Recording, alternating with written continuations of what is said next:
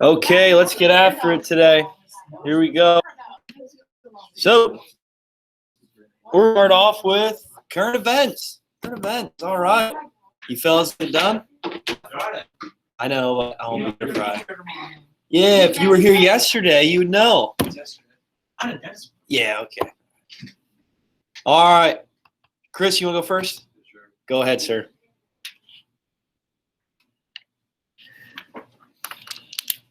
All right. Title article of Wildfires in the West. Source, the New York Times. Who is the article about wildfire? What is the story about in 2 sentences?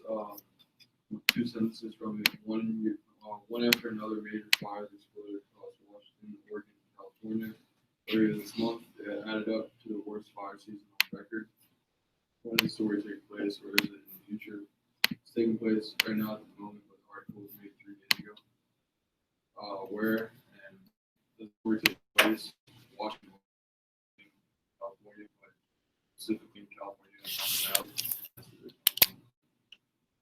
How is this important and why should we know about it? It is important because it's big news coverage going on in California right now. And in Oregon and Washington is a problem the whole country is dealing with. Yeah, good job, Chris. Awesome. Good job. So, yeah, the wildfires in California, still a topic of debate. And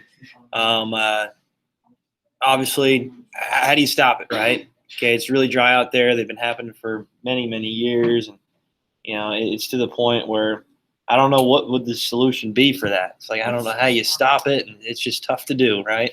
Maybe you have to try to have controlled ban or, bans on burning in certain areas and things like that. Yeah. All right. Good job, Chris. Kevin. Kevin. Oh, Kevin. What's up, buddy? Like, was there a specific way we had to do it? Buddy. Oh, I thought I showed you how to do it on the Google form. Did you do it or not? I did, but not like. Well, what's your source? I have 2, but it's not like. Go ahead. Give me one of them. Hey, quiet down, Chase Colin. I have U.S. cities losing trees. What's that? U.S. cities are losing. Oh, losing trees. Okay. Yeah, 36 million trees a year. What? If they continue this path, cities will become warmer, air pollution reduction, energy emission reduction, water quality improvement, pollution reduction, and how colleges are exploring the COVID. Okay. Yeah. Okay. Yeah. All right. Good job. So with the cities and the trees, is that just because of pollution or what? Are they just cutting them down? The wildfires. Is it on the West Coast? I didn't hear where he said it was located. Oh, okay. Yeah, probably the wildfires, right? Yeah. The whole U.S., not just in one particular area. Okay. Okay, Kevin. Good job. Yeah. Good job. That's all you got to do. That's all you got to do. Not too bad, man. Okay, moving on here. Battleringer. Here we wrote. So describe the benefits that Alfred Mann and Matthew Perry brought to the United States. What is gunboat diplomacy? Don't say friends. Chandler on Friends.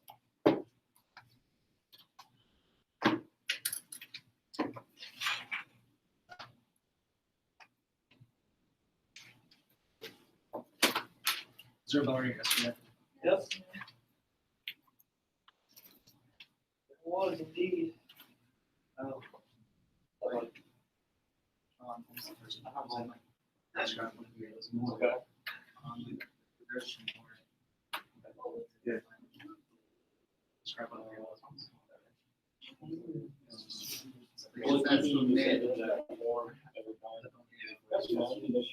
Yeah, like right here.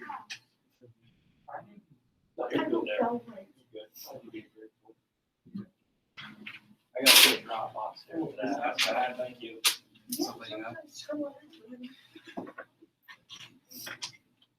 This one should be a little bit of a longer one.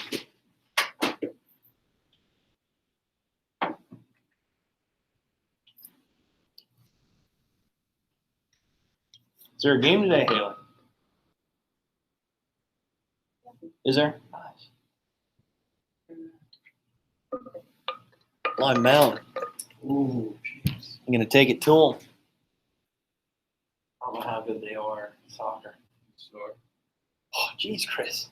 Oh, calm down. Cobra Kai over here. 6-1, you beat him. Well, you put the guys in, they're gonna go see. the girls are good. Guess we'll find out, right? Yeah.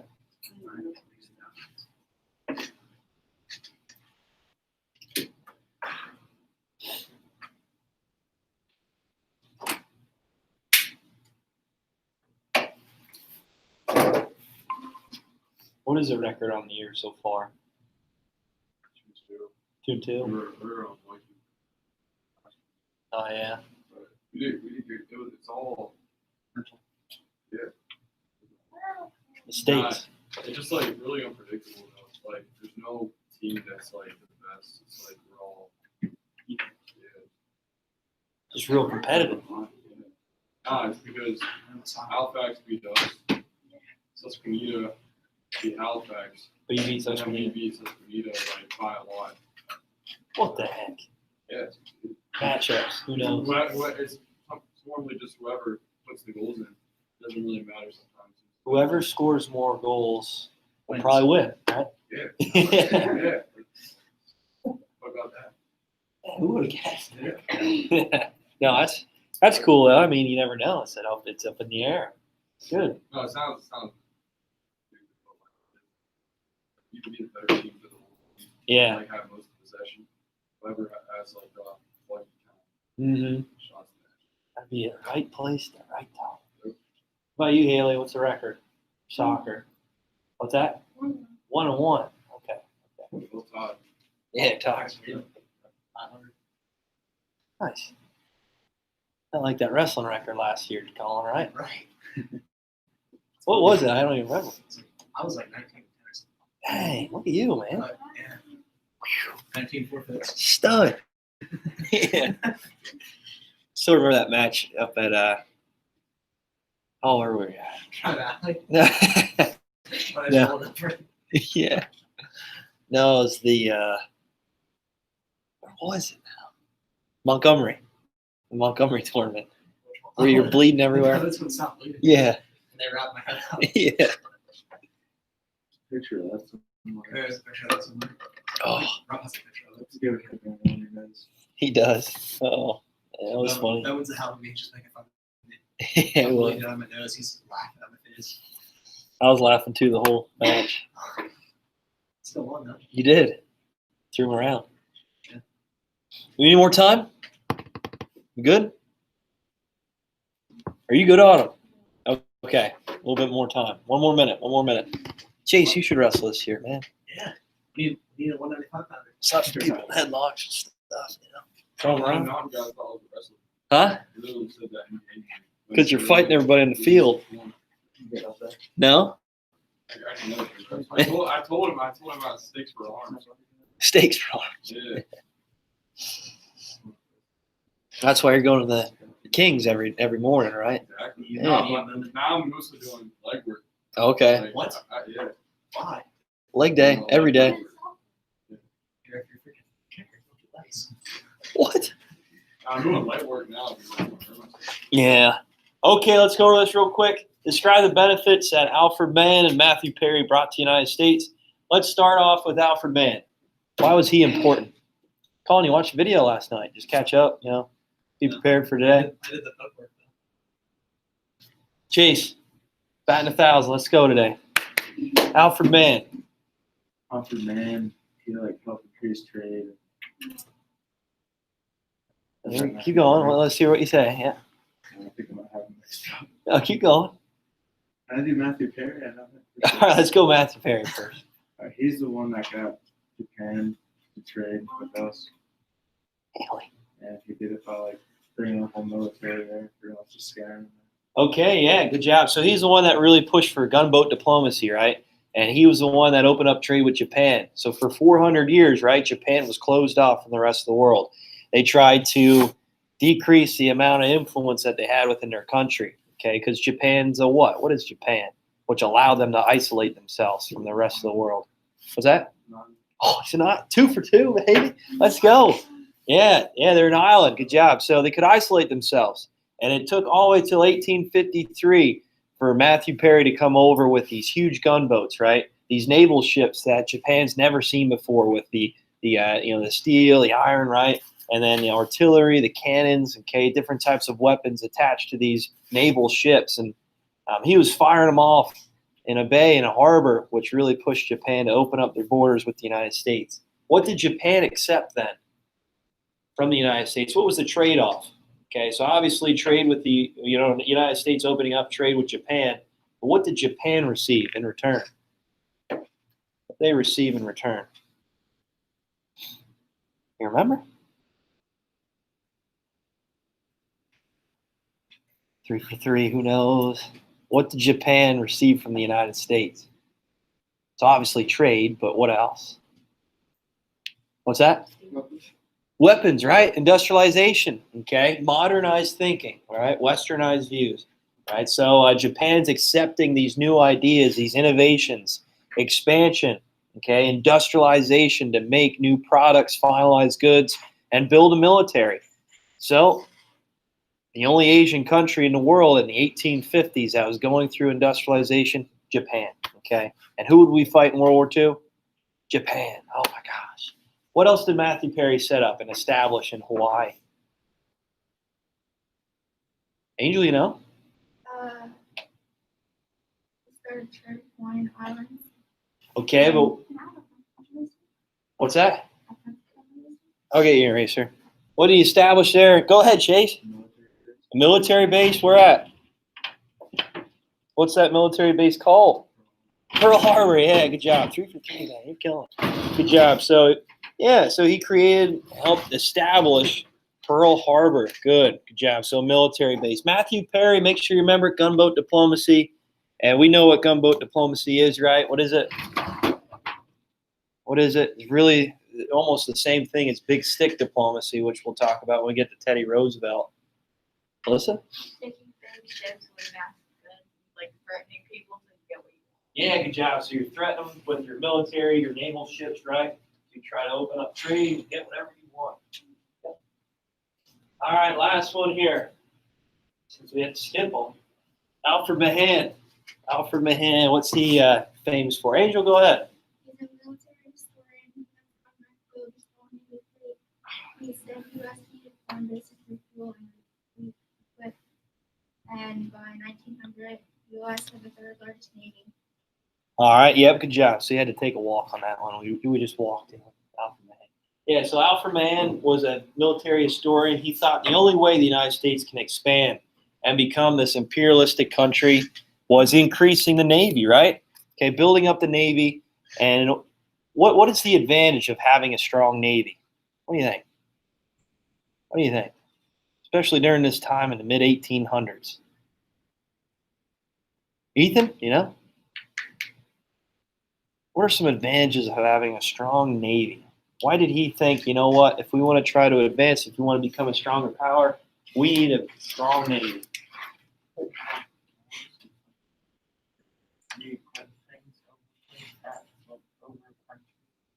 Yeah, good job. In order to expand, right, we need a way to get there, okay? And our naval ships is really the only possibility at the time, right? So we need to try to build up our Navy in order to reach other places, right? So with the Spanish-American War, Cuba, Puerto Rico, which really isn't too far away, but when we get to Hawaii, Alaska, okay, Guam, the Philippines, okay, in order to expand and become an imperialistic country, we need to try to establish a strong Navy. And what was the rank of the United States Navy by the start of 1900? Haley? Third. Yep, good job. Do you know who was in front of them? You should know this. You should know this. Haley, do you know? Where did the first wave of the Industrial Revolution occur? Go ahead, Haley. Great Britain, good job. Where did the second wave occur? Germany. Oh, look at that. Look at that. I'm already tying it together before we can get to the parts here. Look at that. That's nice. Nice and easy. Is there any questions on that, guys? All right, I'm going to come around and check it. For those of you at home, just attach it to the post, okay? And your bell ringers to the post. I'll give you a grade this weekend on it, okay? I'll come around, check. What's that? We didn't have it on the Yeah, we're doing the game yet. So Tuesday. Yes. Third. Wednesday. Yeah, first. Yeah, it is. You're only three of them. Bailey, good work. Nice job. Please. Good. He's on here today. Yeah, I lost one of the documents. I got this one.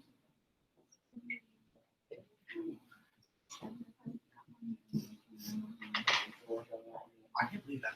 You have it here. Put it down. I lost the documents when I lost. Well, I hope the dentist was good for you. This guy, huh? It's good. Wait, I forgot very Good job, Kevin. Sure, nice, man. Watch Karate Kid yesterday. Did you watch it? That's good. Really? I like your notes. That's nice. Really? Just three, yeah. Awesome. Good. What do you think of the crowd? It was good. I like it too. No, I haven't seen it in a long time. I don't like the ending really. It's like real quick. Yeah, no, but like when I don't know, it's too quick. You don't get to the rest of the story. Really? I remember the scene where the Cobra Kai sensei like beat up the blonde kid. I think they removed that scene. Really? At the car. Oh, did they really? Yeah. Good Lord. Good Lord. Oh, that's like the whole movie. Here we go. 2 terms today. That's it. 2 terms. And I want to talk about Alaska. Alaska. Should talk about Hawaii first, but we'll just go over Alaska. Oh, you know what? I got to go over the primary sources from yesterday too.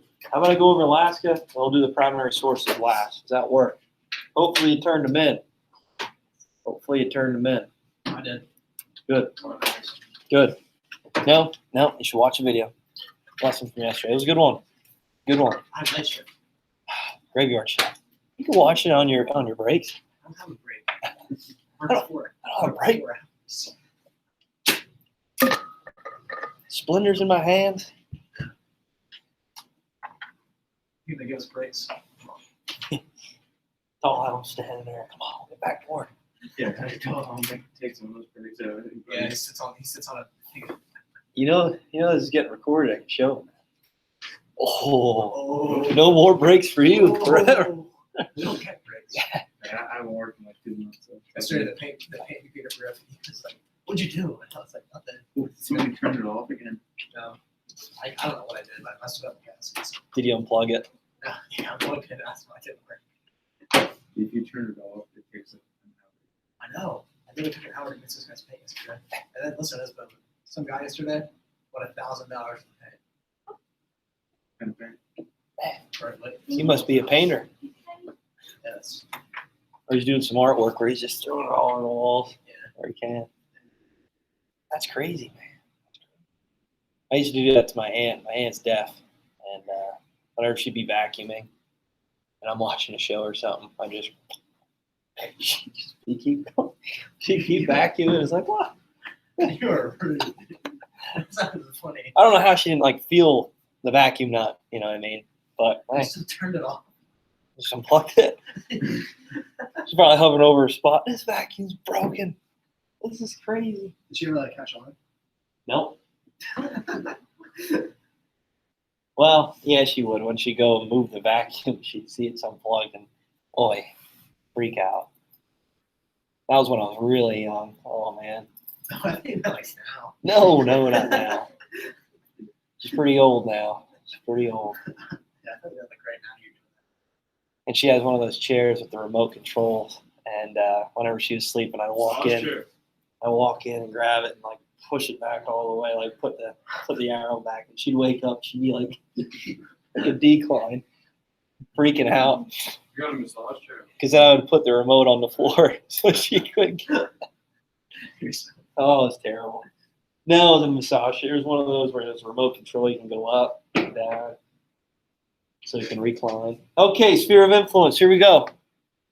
Actually, let's go back to sphere of influence. I have a picture, like a political cartoon I want to show you. Don't worry, you don't have to fill anything out for this one. I'll just talk over it.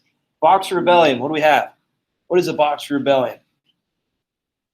Chris, go ahead, man. It was an uprising against foreigners happening in China. You got it. And started with peasants and eventually government got involved. Yeah, good job. So actually, this was a buildup of the Opium Wars. So opium, pretty much like heroin. It's like a drug, okay? And a lot of these English, well, not English, but England especially, these European countries that would come to China, they would try to really extract the resources from them like they were doing in Africa, but they did it in a really unethical way. They're feeding and giving a lot of these Chinese people opium, which is like heroin. So obviously, a lot of these people became addicted to it, became drug addicts, and came to a point where this was really corrupting their society. And with the Boxer Rebellion, a lot of these Chinese revolters, rebellions, okay, insurrections happening all throughout China to push out this European influence, get them out of China. Okay, it's an interesting story. I mean, with opium and heroin and how they use this to try to really take advantage of the Chinese people, and eventually it led to the government also rebelling against a lot of this European influence in the area. And yeah, look it up, check it out. Boxer Rebellion. Boxer Rebellion. All right, sphere of influence. What's that? Sphere of influence. What is a sphere of influence? Colin, go ahead. country or area in which another country has power to affect developments on them with no formal. Yeah, good job. So this goes along well with imperialism. Okay, actually, I think I've been saying sphere of influence a lot.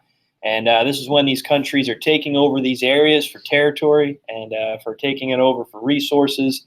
And they're not establishing colonies there. They're not building different types of political buildings. They're not building schools or forms of roadways. Realistically, they're there just to extract resources. Okay, their presence isn't there too much, only for resources. And eventually, if there's insurrections happening, they might send the military down. But for the most part, just there for money. That's it. Get those resources out and really just try to build up your power, your sphere of influence. You're expanding it. Okay, here's a picture that I found, which I think is very, very relatable to what we're talking about with the sphere of influence, with the Monroe Doctrine, and I don't know why that always does that.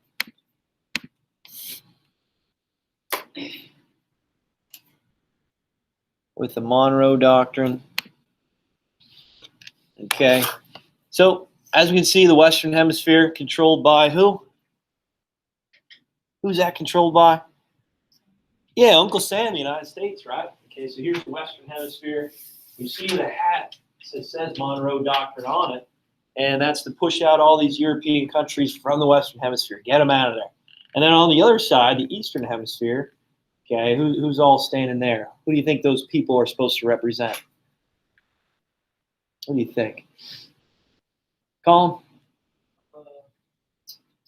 Maybe like. Yeah, European countries, right? European countries. It just shows their influence in those areas and how they're controlling that part of the world. Okay, as you can see, the Monroe Doctrine, the United States controls the Western Hemisphere. We talked about that a lot. Okay, so I think that's very relatable to what we're discussing, and I think it's a good political cartoon. All right, moving on here. Alaska.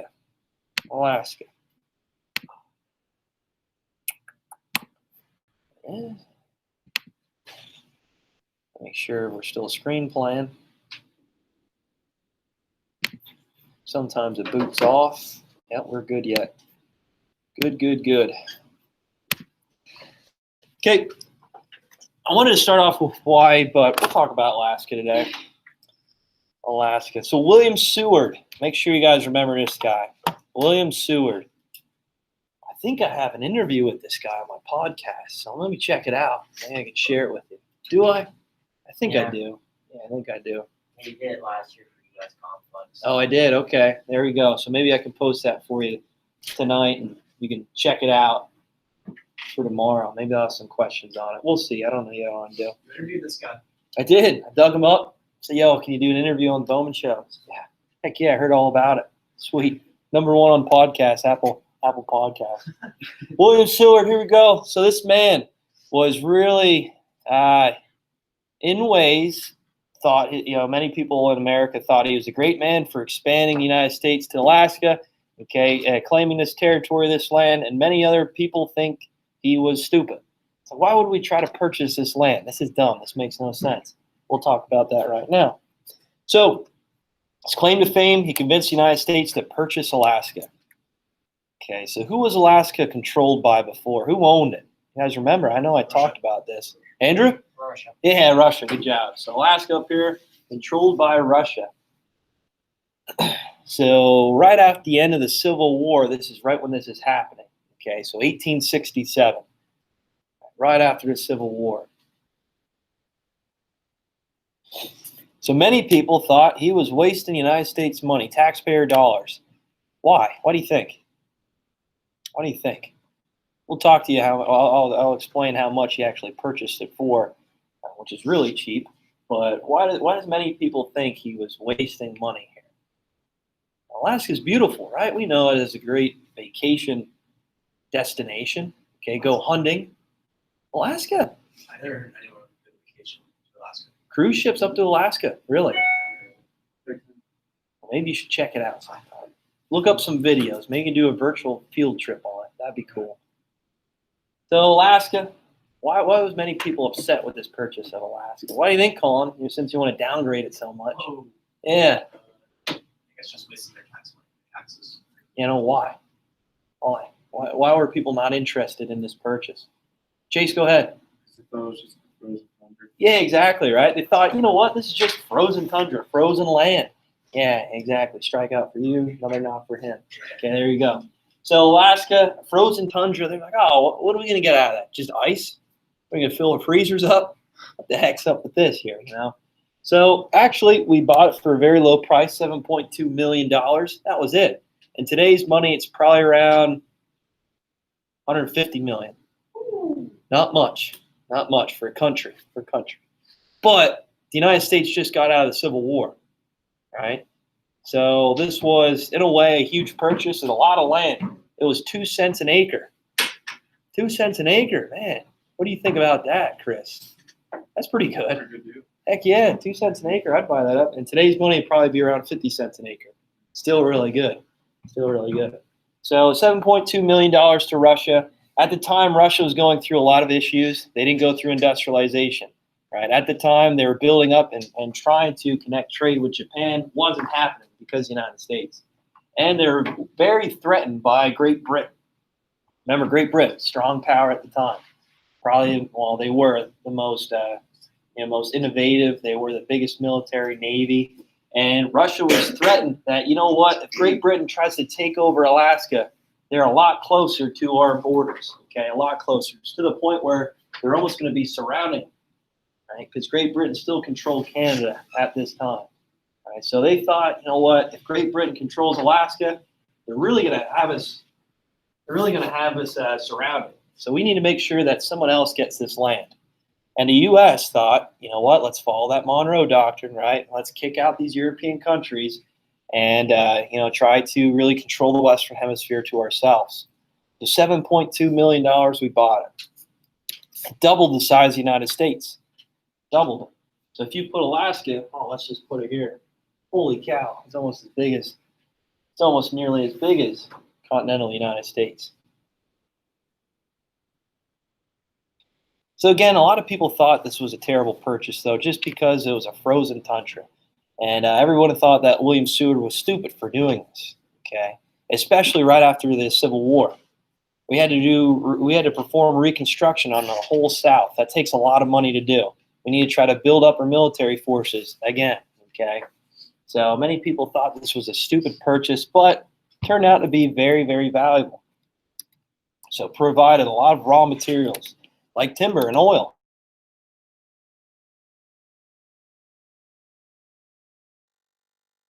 Okay, this untapped potential with oil, okay, different resources for fueling these new innovations and inventions. Okay, but the main thing, timber and oil.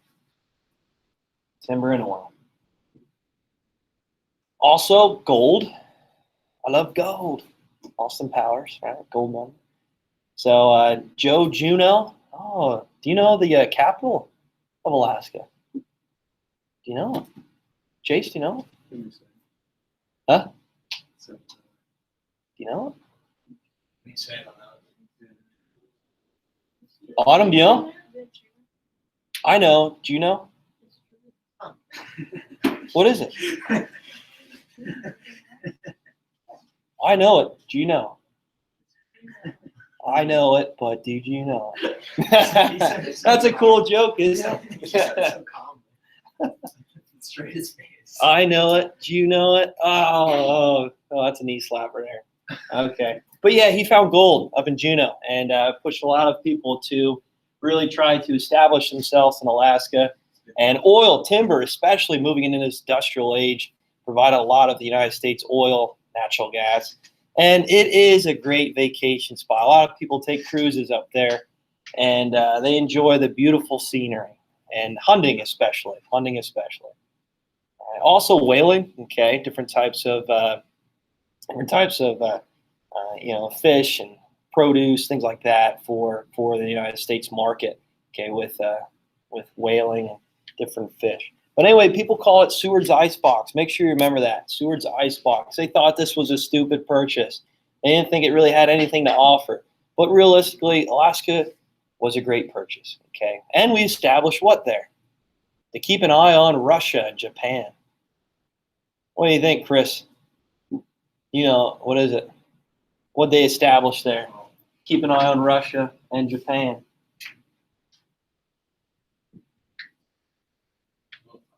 Bases. Yeah, military bases, right? Naval bases, okay? We're expanding our sphere of influence, the United States, right? Now we're very close to Russia, close to Japan, Korea, China. Keep an eye on all those countries. Expand the U.S. influence. Okay, is there any questions on that, guys? Remember, $7.2 million. Today's money around 150. 2 cents an acre. Today's money, 50 cents an acre. Not too bad. Not too bad. Provided raw materials like timber, oil, gold. Vacation spot. So you wouldn't go on a cruise to Alaska. You wouldn't go hunting for moose up in Alaska. That'd be awesome. Colin, I don't know about you. You've been working the graveyard shift too much. I think that's what the problem is. Working the graveyard shift too much. And then remember the capital. I know it. Do you know it? All right, that's it for today. That's it. Let me go over the primary resources real quick. Let me go over it. Is that how you say it, though? Juneau. I know it, Juneau. Okay. Just think about that. Not funny. I get it. Oh, the dumb joke. Ooh. Okay, classwork yesterday was Wednesday. Here it is. Primary sources. So answering the questions at the bottom. I'll put in those grades here soon and your bell ringers. So 1, according to Albert Beveridge, why is annexation of the Philippines an honorable decision? What do you think?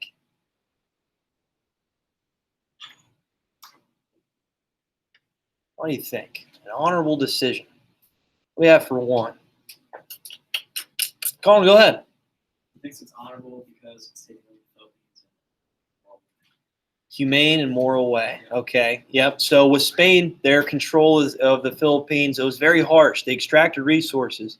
They forced their people, the Philippines, the indigenous people there, as slaves in their own territory, in their own country, their own land.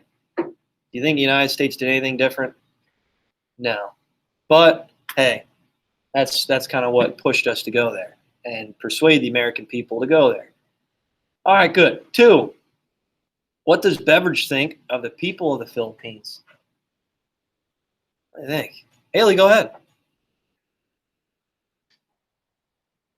Okay, good job, right? So he was saying that, you know what, they're incapable of being self-governed. We need to go there and establish a presence, an authority there to try to lead these people to civilization. All right, they're too far behind. Okay, they have never seen the waves of industrialization, modernization. They can't provide for themselves. So the U.S. has to go there and establish themselves, lead these people in the right direction. All right, good. So he's really pro imperialism, right? He thinks that, you know what, this is a good idea. The United States needs to expand the sphere of influence for moral reasons, right? For moral reasons. Yeah, we all know either there. Okay, 3. What are William Jennings Bryan's 2 main criticisms of imperialism? This is, remember, the biggest loser for president. He lost 3 times. What does he say about imperialism? Chris, go ahead. I wrote down that imperialism has no part in the Bible. Okay, yeah, good job. So he was really saying that we don't have to go to other places for trade. We can establish that with peaceful tactics, right? We don't need to take our military or army to try to threaten these people into trading with the United States. All right, yeah, good job. All right, 4. After studying both sides of the issue, who do you think was right? And explain. So this is opinionated, but what do you have, Autumn? William Jennings Bryan? Why is that? You think it's inhumane with imperialism, right? You think it's bad. Okay, all right, good. What do you think, Brittany? Why is that? He wants to trade, but he doesn't want to take over, but he doesn't want to use force to trade either. All right, yeah, good job. So he was pretty much saying that we don't need to take our military there to, take these people over. There's no reason for that. Chase, what do you think? Like, we don't need to take over. So you're agreeing with William Jennings Bryan too? Okay. Andrew? William Jennings Bryan. Chris? Kind of hard to say in there. You're in the middle. I'm in the middle, but I guess at that time, I just put, made up my mind. Did you really? Colin? I believe that Alfred's the best intentions. Why is that? We need to establish a military base there, right? It's peace, not to get influence. Okay. All right. Okay. All right. So you guys are morally correct, right? You're picking the peaceful route. Okay. I don't know where I'd side. I don't know. Especially at that time, U.S. has to expand the sphere of influence. You know what? I'm going with Beveridge. Let's go. Let's take them over. Let's establish a military base there. Let's set up trading routes, trading partners. Let's kick the crap out of whoever wants to try to come our way. Heck yeah. All right. That's all I got. That's all I got. Tomorrow, the assignment's going to be posted on Google Classroom. So make sure you complete it and you turn it in before Monday. Start class.